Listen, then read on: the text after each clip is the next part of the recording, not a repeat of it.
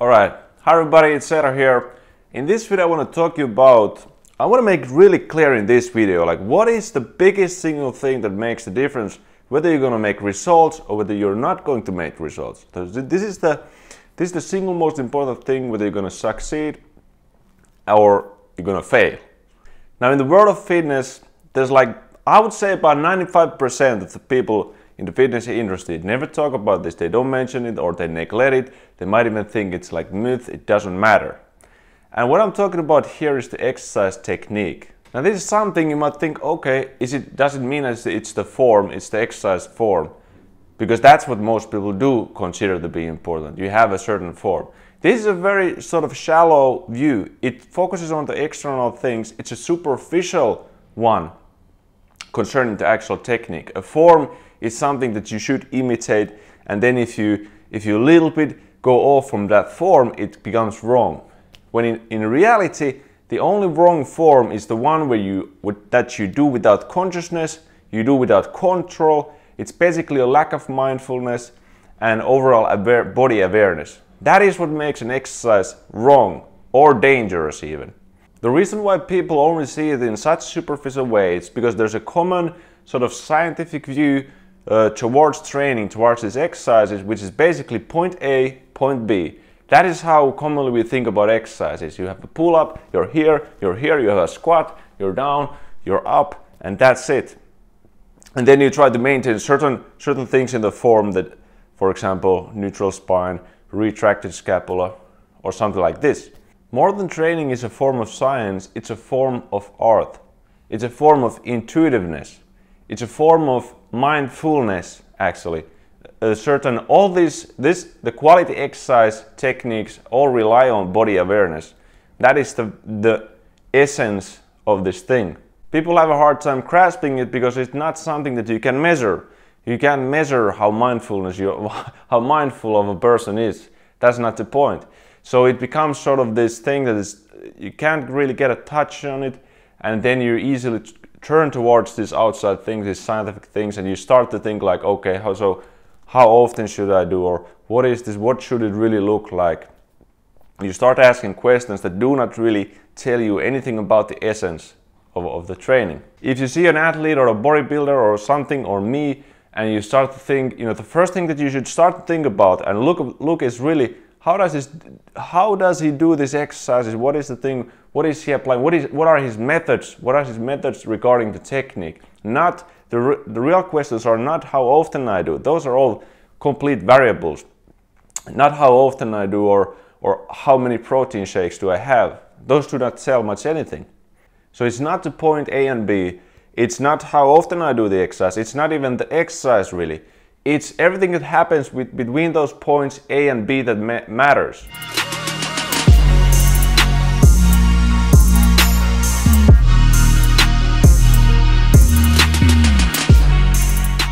The exercise selection is very important. It's important to choose good exercises, but what makes sure that those exercises actually work and produce results are the principles and the methods that we apply to executing them. This quality exercise techniques is something that I'm trying to spread, not in this channel obviously, but it's also the thing that I do in my training programs, in my coaching. Is something that I try to make clear is the quality. The quality is what matters the most. That is the north star that you should follow, the exercise technique, and to understand certain principles, because after that you can do any exercise and make it work when you just understand these certain fundamental principles that I'm going to talk about. So there are many principles, sort of techniques, methods that you can use, and in this video I want to bring a particular principle that I think is really helpful and can make a huge difference. All of these principles are going to make a big difference,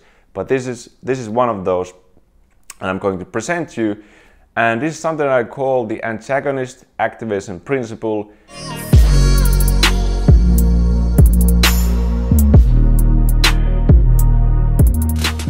So in all exercises we can categorize muscle groups as agonist, or we can call them antagonist muscle groups. Now the agonist muscle group is always the muscle that works against the gravity. So if I do a bicep curl, well, you can see that the bicep is obviously the agonist muscle. It works against the gravity to lift my arm here, to flex from the elbow. The antagonist muscle is just the opposite muscle group to that. So it's always the antagonist is kind of determined by the agonist. So this is the agonist, the antagonist is the triceps. So as the name suggests, antagonist activation principle, it means that, well, usually you would think in a bicep curl or in any exercise, the only muscle that you're going to use are those that are the agonist muscles that work against the gravity, because why should you use the tricep? You don't have to, the arm goes down without you trying to extend it here. You're just basically letting the bicep lengthen slowly, if you do it well, down, and you control it. You control the motion with the bicep, with the agonist muscle. But in this principle, we start to use the opposite muscle group. We start to use actively the antagonist muscle to guide that arm down. That is, like, in very simple terms, what this principle means. Another good example is an overhead press. So I press the weight up. Now, when I bring the arms down here, what am I doing? Am I just basically trying to contract the traps and the shoulders so that the arm travels here? No. What I'm doing, I'm actually using the lat, I'm using the teres major, I'm using my trapezius, and using my serratus to guide that arm. I'm pulling this arm down. It's like doing basically a pull-up. It's not the same. It's not the same as pull-up, but it's easier to understand in that sense that if you do a pull-up, well, you use those muscles. If you do it well, then you're trying to use those muscles. You're trying to contract, find the right muscles that we want to train. So in the same way, in the overhead press, you press the weight up and you guide and lower those arms by actively using the muscles that are here, that are not working against the gravity. So you can understand it's sort of like a passive direction, because I could just drop it here, not do anything. So when I guide with these antagonist muscles, it's basically it's kind of a form of stabilization. It's a form of just adding more control. It means I'm being more aware of what is going on. So I could do also a pulling exercise, and when that arm lowers, the chest right here is also starting to active. It's guiding that arm downwards, right? It's guiding the arm down, and then I pull it back. You can think about the push-up. So once again, I said it's not the same. You could think when you go down in the push-up that you're doing like a row. It's not really the same as the row, but all these muscles, the back muscles here, I'm using them. You can imagine pulling them. You're really pulling them to your sides and guiding that shoulder so that it takes the right path. And now, so to make this principle more clear with this push-up example, I will show you here, right? Because you understand that obviously I can just drop myself down here. I don't have to control it really. Boom, boom. But so in this principle, what I'm doing, as I explained, I am using my back muscles, the traps, the lats, external rotators, to pull my arm next to the body to keep it stable there. Because I mean, you hear this all the time. People say, tuck, don't let your elbows flare here. Don't let the elbows flare. You want to keep them tucked. So all this means is that you need to use the muscles here to guide the arms there. It means stabilization. But I can keep my arms wide. I can keep them wide, and they can still be stable. I'm still guiding with my trapezius, with the teres major and the muscles there are. So the widening doesn't make the exercise wrong.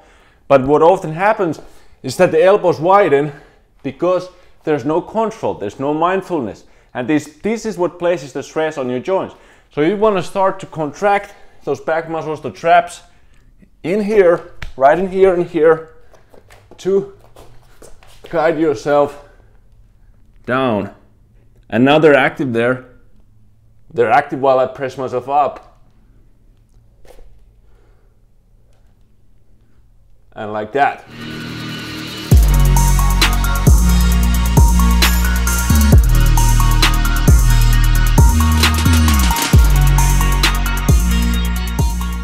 So this goes to the lower body, leg, everything that you're doing. You can always stabilize with the antagonist muscle. You can always use it and control that sort of eccentric motion in a better way, in a more safer manner, just be more aware in the exercise. And it's also one of the things that I've noticed with myself in the coaching, that when you take away that gravity in a way, it's a very, very good way to train these certain muscle groups that sort of wouldn't otherwise get too active, or you might have a really hard time training them because it's the passive direction, so you don't have a resistance there. So what this really relies on, this principle relies on the kind of mind-muscle connection. It relies on you doing that thing, you trying to connect to the muscle, contract the muscle and do the motion, because like I said, the direction is passive. But so it helps you to find that connection. It also helps you to connect to these muscles that are really tough, can be really weak. So now that you go and you start doing these exercises, you can start to think about it. You can start to apply this and bring more control and bring more awareness to your exercise, and see how much of a big of a difference it makes regarding how stable your movement is. And you might notice, okay, when you start doing this and you had a shoulder pain, you had some hip pain, those start to get away little by little because you bring that control there. It no longer like wibbles or fluctuates or goes, where it goes. Like I said in the start, the dangerous exercise, the wrong form is the one without the consciousness. And some people get these, the principles I'm talking about. Many people, they come more naturally. So because our bodies are sort of designed to work in a very good way. What happens obviously over the years, how we get more and more hunched down, and we see that we don't move, that the body becomes very dysfunctional. So we have to kind of relearn these things that I'm talking about, these real principles sort of and methods. But so there are people to whom these principles come more naturally, and they can make results without really understanding what they're even doing, not being conscious about it. But there always comes a limit when you need to kind of get away from that sort of childlike state where you don't know what you're doing, and then you start knowing, actually a feeling inside your body, like what are you doing? So the main points in this video were the mindfulness. It's the exercise technique that relies on body awareness, mindfulness, control, mind-muscle connection. Those are all kind of same things. That's the most important thing that sort of determines what kind of results are you going to get from the exercise that you do.